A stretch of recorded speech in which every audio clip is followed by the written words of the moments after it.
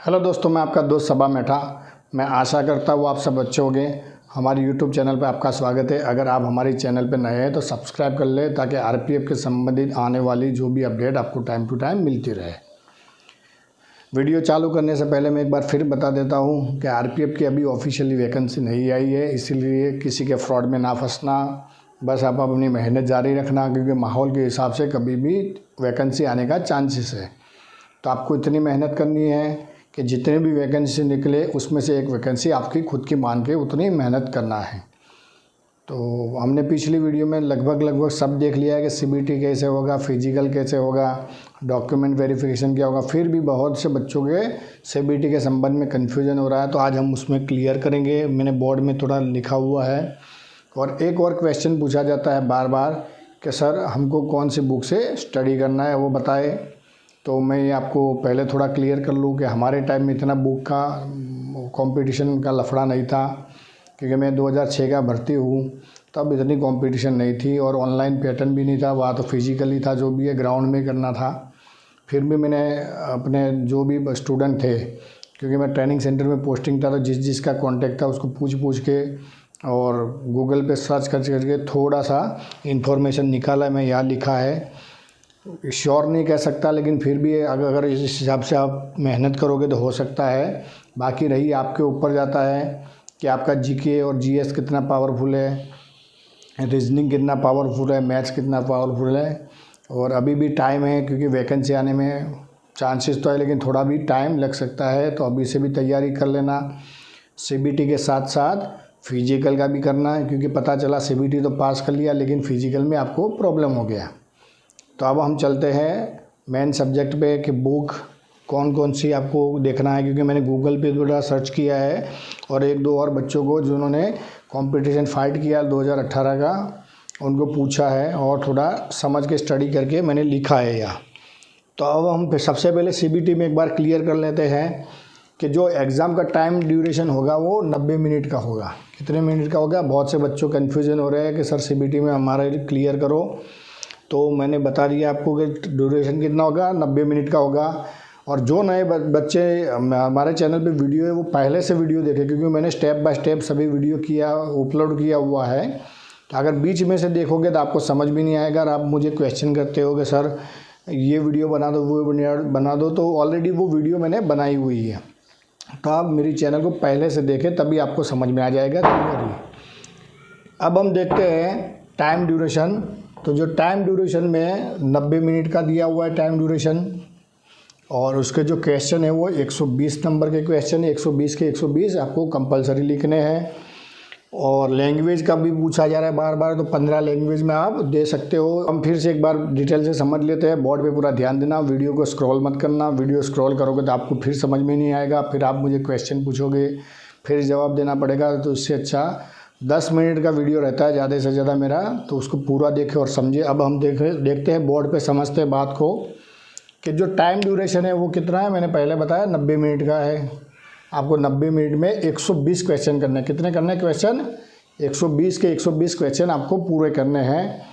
और आप लैंग्वेज के बारे में पूछा जाता है कि सर हम हमारी लैंग्वेज में दे सकते हैं, तो 15 लैंग्वेज इसमें दी गई है। कितनी लैंग्वेज दी गई है? 15 लैंग्वेज दी गई है। हिंदी, इंग्लिश, गुजराती, मराठी, तेलुगु, असामीज, जो भी लैंग्वेज लगती है लगभग सभी 15 लैंग्वेज दी गई है। आप ओल्ड नोटिफिकेशन में देख लेना, उसमें भी क्लियर किया हुआ है। और उसमें जो पूछा जाएगा, जनरल अवेयरनेस का 50 मार्क्स का है, मैथ्स का 35 मार्क का है, और जनरल इंटेलिजेंसी एंड रीजनिंग का 35 मार्क्स का है। ये टोटल मिला के आपका हो गया 120 मार्क का। आपको एक यहाँ बेनिफिट है कि इंग्लिश के सब्जेक्ट का कोई भी क्वेश्चन इसमें नहीं आएगा ज़्यादातर। तो आपको बहुत से बच्चे क्या है इंग्लिश से डरते हैं, तो आपको डरने की ज़रूरत नहीं है, क्योंकि इंग्लिश के संबंधित क्वेश्चन कम पूछे जाएंगे यहाँ। अब उसमें एक मेन है इम्पोर्टेंट बात देखना, ध्यान रखना कि हर सही क्वेश्चन का एक आंसर मतलब मार्क्स है। आप एक सही क्वेश्चन दिया तो इसका एक मार्क्स है, लेकिन अगर आपने गलत दिया तो 1/3 नेगेटिव है। कितना है? 1/3 नेगेटिव है, जिसको आपको ध्यान रखना है। अगर नहीं आता तो आप ब्लैंक छोड़ देना, ट्राई कर लेना, अगर पूरा हो सकता है तो। आपने जिस क्वेश्चन का आंसर नहीं दिया है उसका कोई कट ऑफ भी नहीं रहेगा, ना उसमें मार्क मिलेगा। आपको ध्यान रखना है। समझ आ गया? फिर से एक बार समझ ले। हर क्वेश्चन का जवाब देना कंपलसरी, 120 के 120।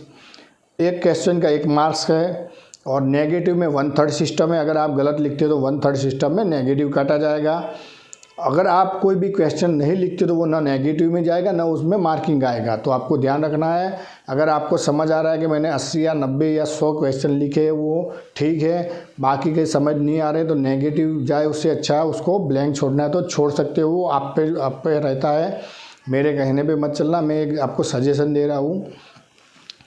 अब है बुक के बारे में हम समझते हैं। तो मैं पहले बता दिया कि मैंने गूगल पे थोड़ा सर्च किया है। जो बच्चे में ट्रेनिंग सेंटर में पोस्टिंग था तो वहाँ जो बच्चे 2018 के 19 के जो भी है कांस्टेबल और वो लोग हमारे अंडर में ट्रेनिंग करके गए थे, उनसे थोड़ी बातचीत करने के बाद ये थोड़ा सा मैंने निष्कर्ष निकाला है कि ये बुकें पढ़ने से आपको फ़ायदा हो सकता है। लेकिन फिर भी आप गूगल पे सर्च कर लेना, क्योंकि लेटेस्ट बुकें भी हो सकती है। और गूगल ऐसा चीज़ है, मेरे से भी ज़्यादा नॉलेज होता है, उसके पास हर चीज़ मिल जाती है।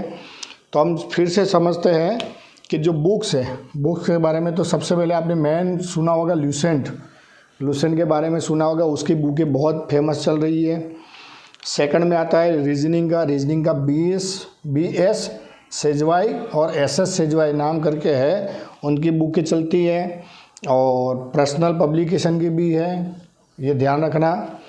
और एनालिटिक्स रीजनिंग में MK पांडे नाम करके है, उसकी चलती है। फिर वाइबर है, नॉन वाइबर रीजनिंग में RS अग्रवाल की भी बुकें चलती है। तो ये आप समझ लिया, ल्यूसन की, BS सेजावाई की, SS सेजवाई की, MK पांडे की, पर्सनल पब्लिकेशन RN अग्रवाल, इन सब की बुकें चलती है। आप गूगल पे एक बार ट्राई कर लेना और समझ लेना उस चीज़ को। और फिर आगे आप दूसरे को भी पूछ सकते हैं, क्योंकि बहुत से क्लासेस चल रहे हैं। आपके दोस्त भी कई क्लासेस ज्वाइन किए होंगे, उनको भी पता होगा, वहाँ से भी पूछ के आप देख सकते हो। GK के लिए सबसे बेस्ट है आप न्यूज़पेपर डेली पढ़ते रहे। क्या करें? न्यूज़पेपर डेली पढ़ते रहे, क्योंकि हर चीज़ नई GK में ऐसा चीज़ है हमने कभी सोचा नहीं होगा वैसे क्वेश्चन पूछे जा सकते हैं। तो GK के लिए आप क्या करें? न्यूज़पेपर करें और NCERT के जो पैटर्न है वो भी पढ़ ले। और जो रेलवे के NTPC की नॉन टेक्निकल वाली जो पोस्टें आती है उसकी जो बुकें है वो भी पढ़ ले, क्योंकि आपको उससे समझ आएगा कि रेलवे में किस हिसाब से क्वेश्चन पूछे जाएंगे। क्योंकि रेलवे का जो सिलेबस है लगभग सेम ही है। आप NTPC का करो यार, RPF का करो। और सबसे मेन खास बात है ओल्ड पेपर। क्या करना है आपको? जितने भी ओल्ड पेपर है RPF के संबंधित आप गूगल पे सर्च करोगे तो वो ओल्ड पेपर निकाल के आपको उस पर प्रैक्टिस करनी है, ताकि आपको पता चल जाएगा कि किस सिलेबस के हिसाब से और कैसे कैसे क्वेश्चन पूछा जाएगा। एक आइडिया आ जाएगा। क्या आ जाएगा? एक आइडिया आ जाएगा कि RPF का क्वेश्चन इस थियरी में हो सकता है। इसलिए आपको क्या करना है? ओल्ड पेपर भी करना है। और जो RPF की मतलब आपको बताया RPF और GD की जितनी भी ओल्ड एग्ज़ाम हुई है उसके पेपर्स आपको सॉल्व करते रहने हैं। तो उससे आपको और समझ में आएगा कि किस हिसाब से पेपर निकलता है और कौन कौन से क्वेश्चन पूछे जा सकते हैं। और लगभग 10-20% तो पुराने क्वेश्चन पेपरों में से पूछा ही जाता है। वो तो आप भी जानते हो, जैसे हम स्टडी में भी देखते थे कि जो पुराने क्वेश्चन पेपर होते थे उसी में से बहुत से क्वेश्चन आते थे। सेम चीज़ इसमें भी हो सकती है कि हो सकता है कि आपके जो पुराने क्वेश्चन पेपर है उसमें से बहुत सारा कुछ आ जाए। तो आपको समझ आ गया होगा। एक बार फिर से हम नज़र लगा देते हैं। टाइम ड्यूरेशन 90 मिनट का होगा। क्वेश्चन 120 आएंगे। 15 लैंग्वेज में आप पेपर दे सकते हो। जनरल अवेयरनेस का 50 मार्क का, मैथ का 35 का, इंटेलिजेंसी का 35 का, टोटल 120 मार्क का है। हर क्वेश्चन का 1 मार्क है। नेगेटिव 1/3 सिस्टम है। और जो क्वेश्चन का आप जवाब नहीं दोगे वो ना माइनस में जाएगा ना प्लस में जाएगा। तो ये आपको ध्यान रखना है। और ये मैं बुक के बारे में बताया था कि जो ल्यूसेंट का है, BS सेजवाल का है, personal publication MK Pandey, RS Agarwal. और पुराने आप ओल्ड पेपर देखो, NTPC की जो बुक है, रेलवे की जो ग्रुप D ग्रुप C के लिए यूज़ होती है वो बुकें भी पढ़ते रहो। तो सबको मिला के मतलब आप सब मिला के करोगे तो 100% चांसेस है सिलेक्ट होने का। आपको बुक भी इतनी कोई महंगी आती नहीं है। हो सकता है बहुत से बच्चों का प्रॉब्लम होता है, लेकिन कुछ भी करके या तो आप ऑनलाइन भी पढ़ सकते हो या ऑफलाइन भी पढ़ सकते हो। और साथ ही साथ मैं सोच रहा हूँ कि अगर टाइम मिलता है तो टेलीग्राम की एक चैनल बना देते हैं, उसमें हम एग्ज़ाम की प्रैक्टिस करेंगे। हर आदमी अपना अपना जो भी क्वेश्चन है उसमें डालेगा, जवाब देंगे। तो अगर आपको अच्छा है लगता है तो कमेंट करना, ताकि फिर हम टेलीग्राम की चैनल बना दें और उस पर एग्ज़ाम आने का टाइम है उससे पहले प्रैक्टिस हो जाए। जितना भी हो जाए प्रैक्टिस आपके लिए फ़ायदा है। तो मैं आशा करता हूँ फिर से आपको समझ आ गया होगा बुक के बारे में और सीबीटी एग्ज़ाम में क्या क्या आएगा उसके बारे में। अगर हमारी वीडियो आपको अच्छी लगी है तो लाइक, सब्सक्राइब और कमेंट कर लेना। और नेक्स्ट वीडियो हम बनाएंगे कि क्या क्या मतलब फॉर्म फिलअप करने के टाइम क्या क्या ध्यान रखना है, क्योंकि बहुत से बार फॉर्म फिलअप करने में गलती हो जाती है और फॉर्म आपका रिजेक्ट हो जाता है और बच्चा परेशान हो जाता है कि बोला मैंने फॉर्म भरा था, मेरा तो रिज़ल्ट नहीं आया और कॉल लेटर भी नहीं आया। तो हम उसको थोड़ा डिटेल से समझेंगे। आशा करता हूँ हमारी वीडियो अच्छी लगी होगी। फिर से एक बार बोलता हूँ, अगर अच्छी लगी तो लाइक, कमेंट और सब्सक्राइब कर लेना, ताकि आरपीएफ के संबंधित आने वाली डिटेल टाइम टू टाइम मिलती रहेंगे। फिर मिलते हैं। जय हिंद, जय भारत,